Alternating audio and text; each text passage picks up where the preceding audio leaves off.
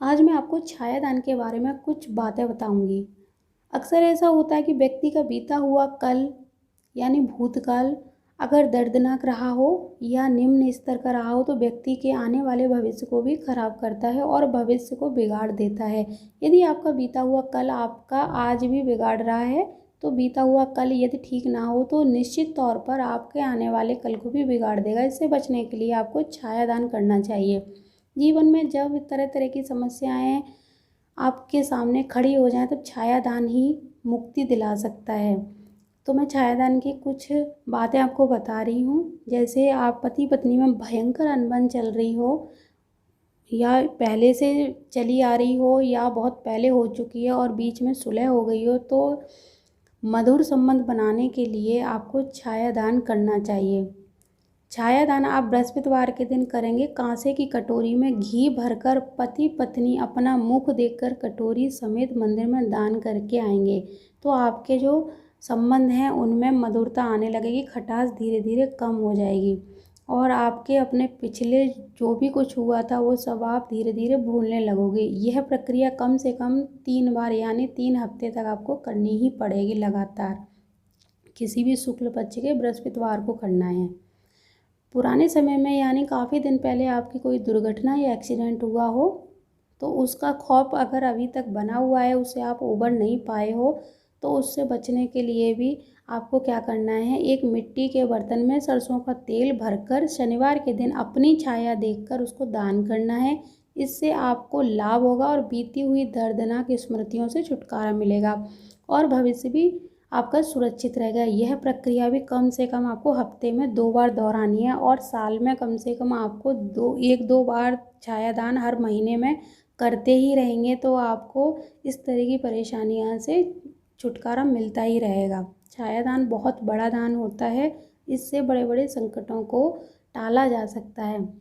अगर बीते हुए समय में आपको व्यापार में कोई बहुत बड़ा घाटा या नुकसान उठाना पड़ा है और आप उससे अभी तक उबर नहीं पा रहे हो तो और अभी भी डर आपको बना हुआ है कि कहीं दोबारा ऐसा ना हो जाए तो इससे बचने के लिए आप बुधवार के दिन एक पीतल की कटोरी में घी भरकर उसमें अपनी छाया देखकर छाया पात्र समेत दान करेंगे किसी ब्राह्मण को।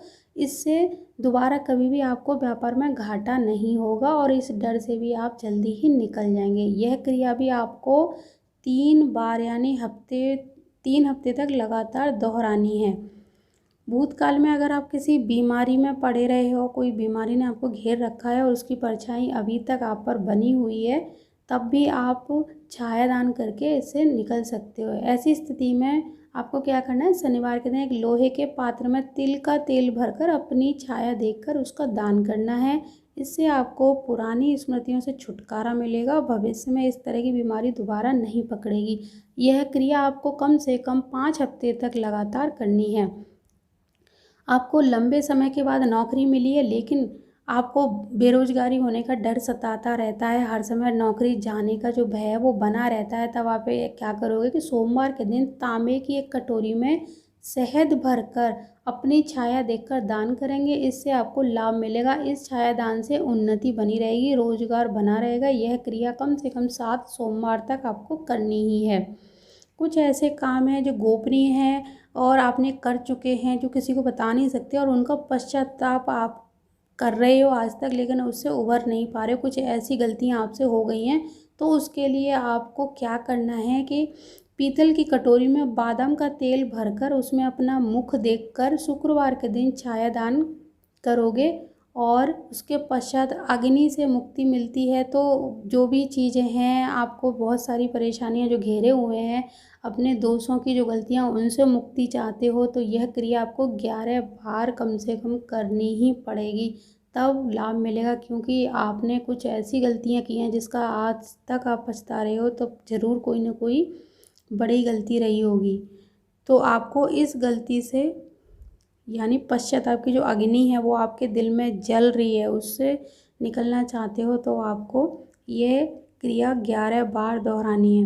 अगर पहली शादी टूट गई है और दूसरी शादी होने के बाद आपको डर सता रहा है कि कहीं ये शादी हमारी ना टूट जाए तो आपको क्या करना है, पति पत्नी दोनों को रविवार के दिन तांबे के पात्र में घी भरकर अपना मुख देखकर इसका छायादान करनी है, जिससे यह आपको परेशान ना करे। यह प्रक्रिया भी आपको 5 बार दोहरानी है। तो ये छायादान के कुछ अटूट एक तरह के उपाय हैं जो लोगों ने किए हैं और उनको इससे काफ़ी लाभ मिला है। छायादान करने से बड़े बड़े संकटों से बचा जा सकता है, उनको टाला भी जा सकता है। आप इस प्रक्रिया में से जिस तरह की परेशानी में घिरे हुए हैं, ये छायादान करके देखिए, आपको काफ़ी हद तक इनसे लाभ मिलना शुरू हो जाएगा।